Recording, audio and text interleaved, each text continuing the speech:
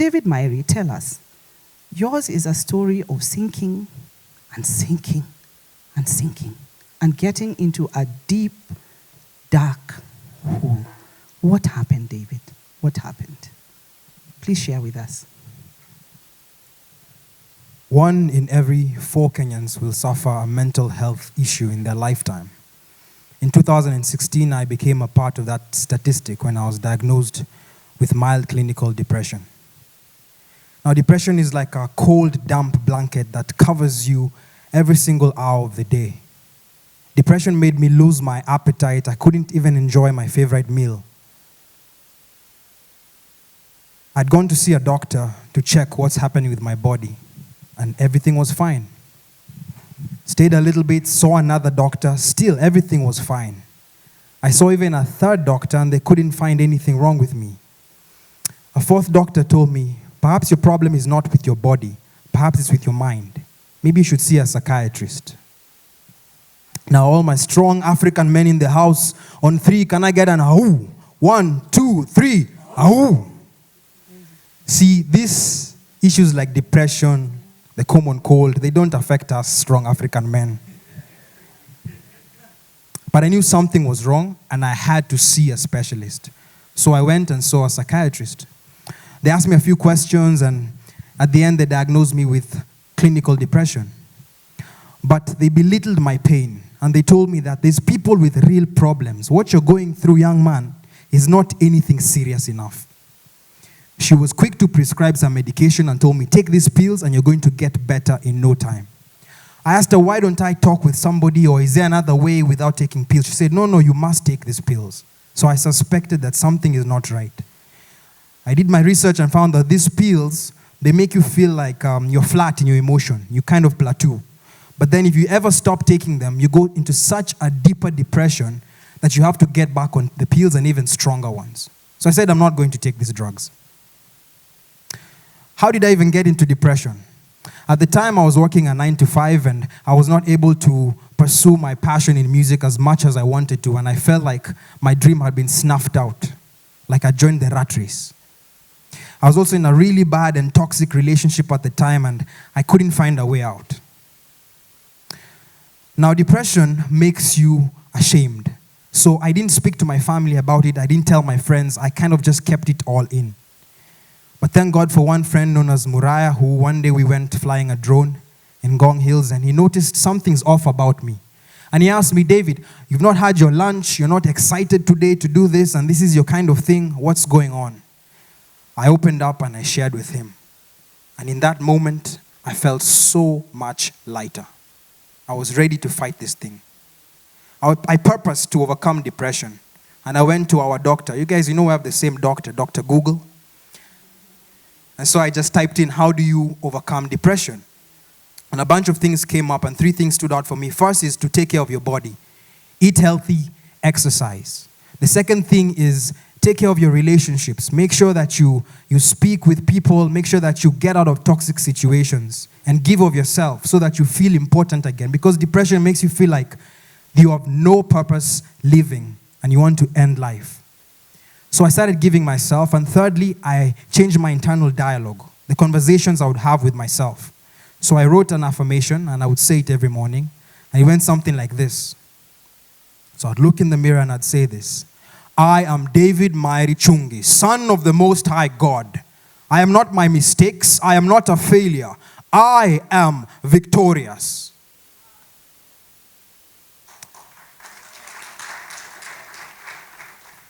It wasn't as easy and as strong as I'm saying it right now. It took some practice because I felt silly at first, and I felt like, what is this that I'm doing? But over practicing it a few times, it became my reality. Because words are so powerful, guys. What you say becomes real.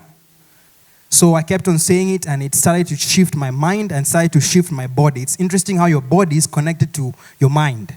And so whatever I was saying started to manifest in the physical realm. It's 2019 now, guys, and you can see I'm happy and healthy. And I'm in a much better relationship. Actually, just been married 3 weeks to the lovely Tess. And she's been so instrumental in helping me to, as much as I was healed, there's a lot of dross that comes with it, and you need to clean up over time and just get better. And she's been really instrumental in this. So to you who's there, maybe you're suffering depression, especially to the men, or some sort of mental health issue, or you know somebody, I just want you to know 3 things. Number 1, you're not alone. You may feel like you're alone. That's the thing about mental health issues. They kind of isolate you. You're not alone. I mean, I've gone through it and I'm here.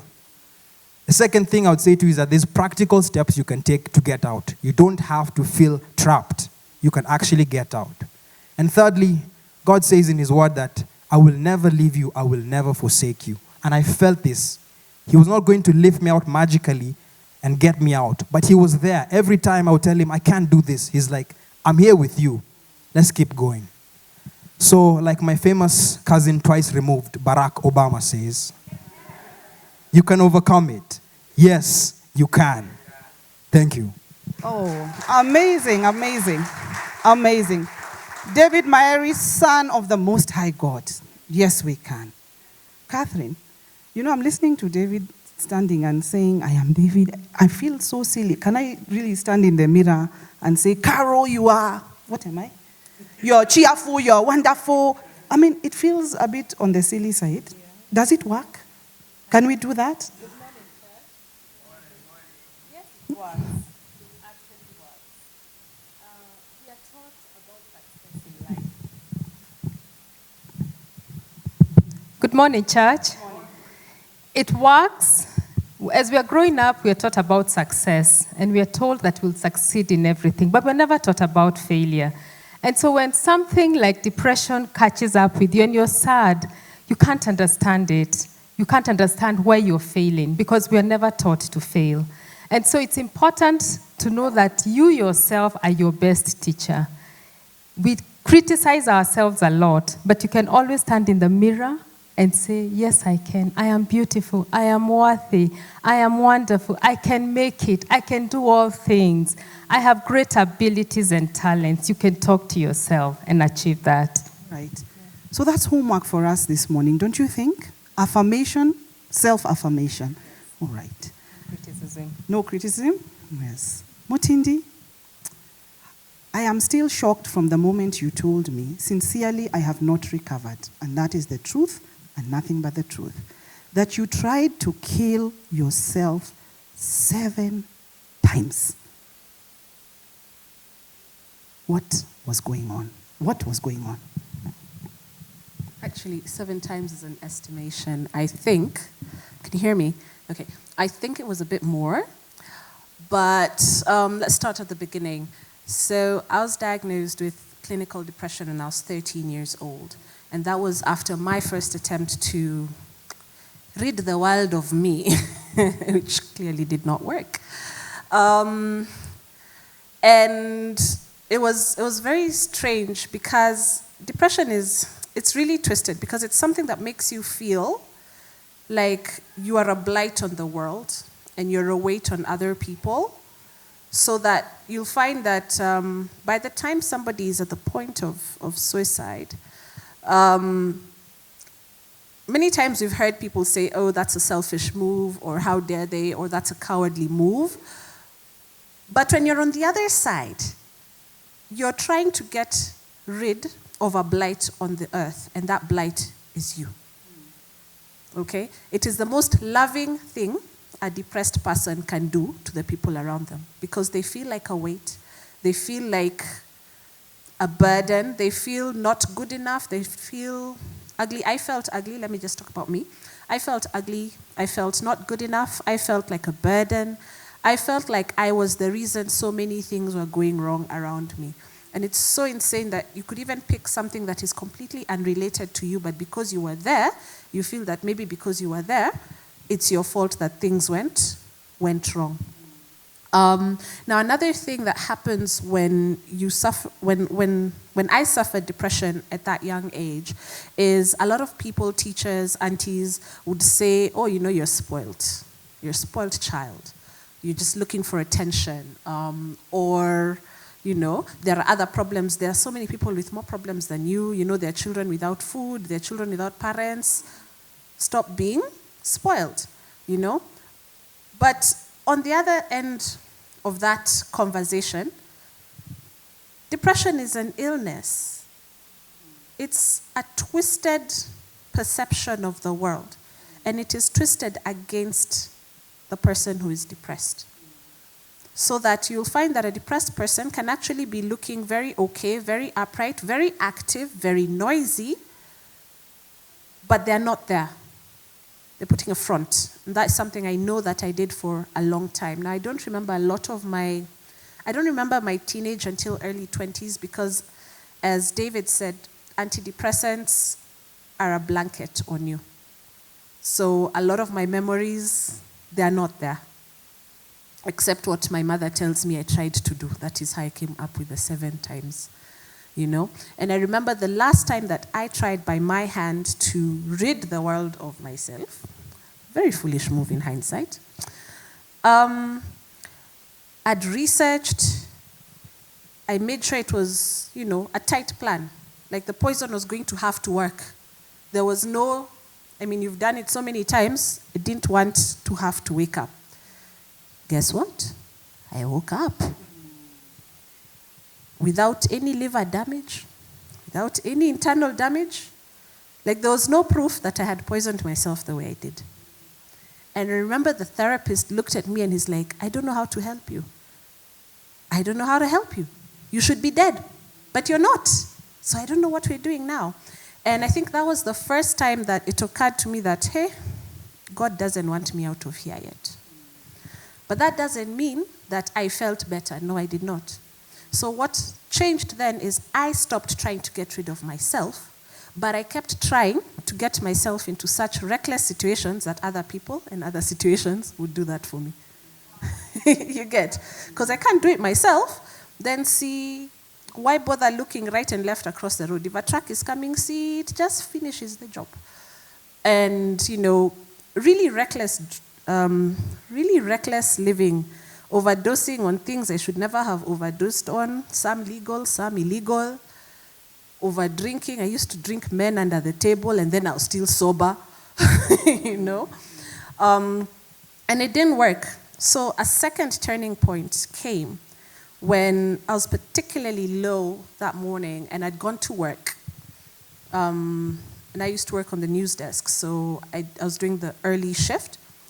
And one of the news stories that I was editing to read was about a woman who killed her child and then killed herself. And it broke me. I remember that morning I cried. I don't know. Yeah, if I remember the date, I'd say, did you guys notice that your news reader was crying that morning? I cried through the news. And at some point, I felt like I heard a voice, and I'm very sure it was God. It was small and still. And it was, what will it take for you to want to live? And I responded. I said, because of that story, I felt maybe if I had a child, I would never hurt somebody else because I don't want to live. I will hurt myself, but never somebody else. So I was hurt for the mother who felt that she had to kill her child and then kill herself. So my response was, Lord, if you give me a child, then maybe I'd have something to live for. And my reasoning then was, a child for the first 10 years at the very least has no choice but to love you. They have no choice. Whether they want to or not, they have no choice but to love you. And for me, a child needs to be taken care of. And I'd have no choice but to take care of that child. So with that reasoning, I said, maybe, perhaps, if you really want me to live, maybe give me a child. Responded. And it was something like, but how will a child grow in a family without a father? Because I created a family with a mother and a father and a child. And I responded, I don't really care about a father. That is, I'm not interested on that story. But if it's that important to you, you take care of that story. And somehow I made it through the day. But the funny thing is, slightly over a year later, I was married and I had a child. And And I was in shock for like 3 years after that. Like, wait, what? That happened? Whoa, I can't like be careful what you pray for because it just might happen. But the other side of this is that I realized that not only is there a God, but he loves me so much that he came down and actually asked me, well, what will it take for you to live? And then he delivered over and above, you know? So can I say I'm totally out of being depressed? Yes and no, in the sense that I've never had to be on antidepressants ever again. I'm not on continuous therapy, but I do realize when I have my triggers, I do realize the triggers, and I do call for help. When I realize, hey, I can't make it, I tell my husband, by the way, if this happens, these are the numbers to call, and then I go get myself some help. Yeah. Oh, wow, what a story. Thank you. Thank you for sharing, and thank you for walking us through that journey. Catherine, what is going on with these people?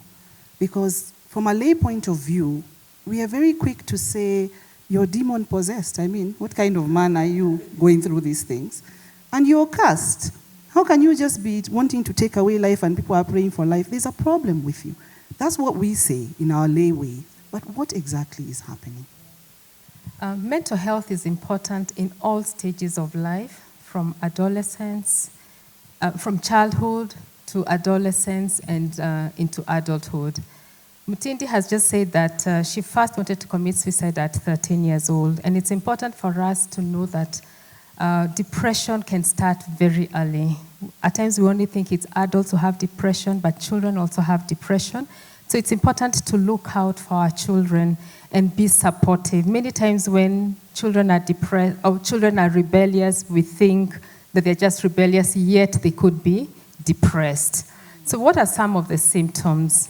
If someone has been going through sadness for a long period of time, and we all go through sadness, we all get sad because life does not spare us. We go through loss of a loved one, we lose our jobs, we lose our relationships. So there is the normal sadness, but at times there's a sadness that you cannot snap out of it.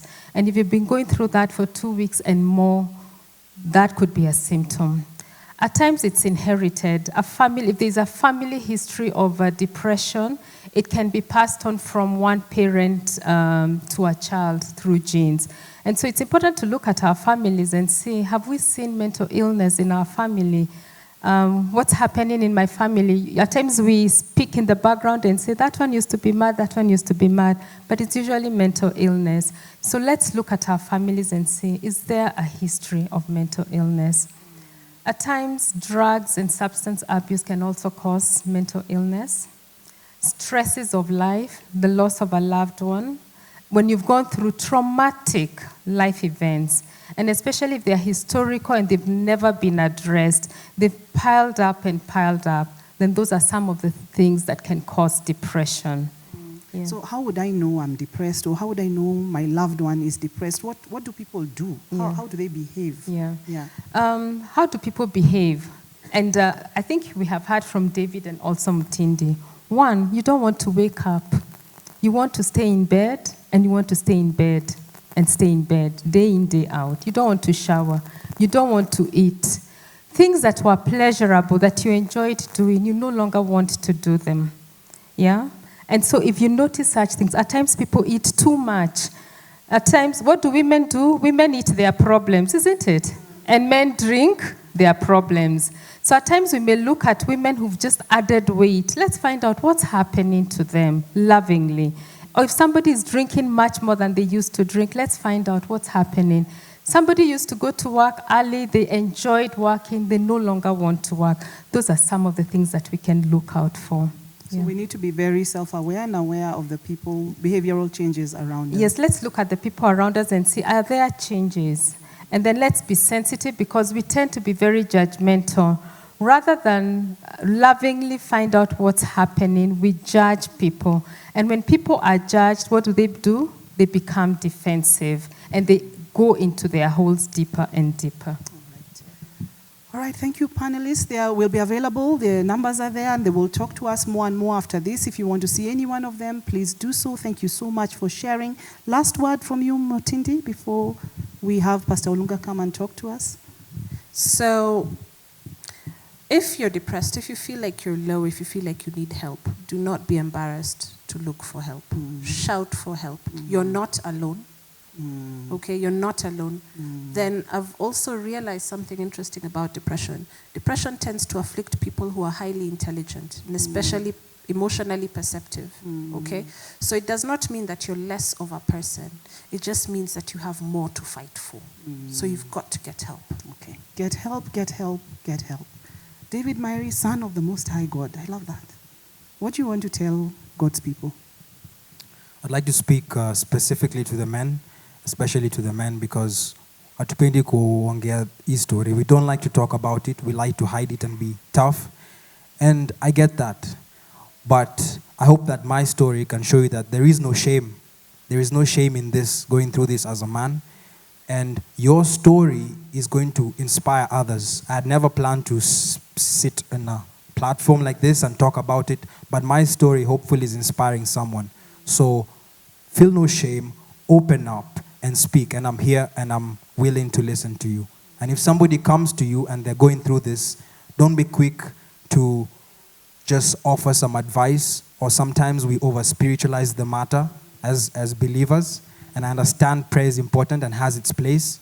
But the thing that somebody needs the most in that moment is your shoulder, is for you to listen. So just listen. And may God be glorified. Listen, listen, listen. Yes. All right. Catherine, your final words of wisdom to God's people?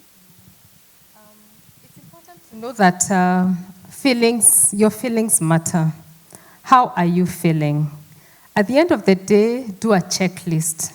Are you happy? Are you peaceful? Are you joyful?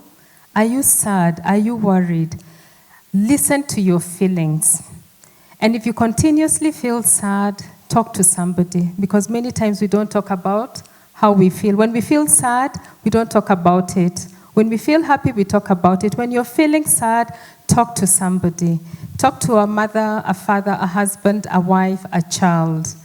And if you can't get help, seek help from a professional counselor. Your feelings matter. Your feelings matter. Thank you so much. May you be blessed. Thank you. Thank you.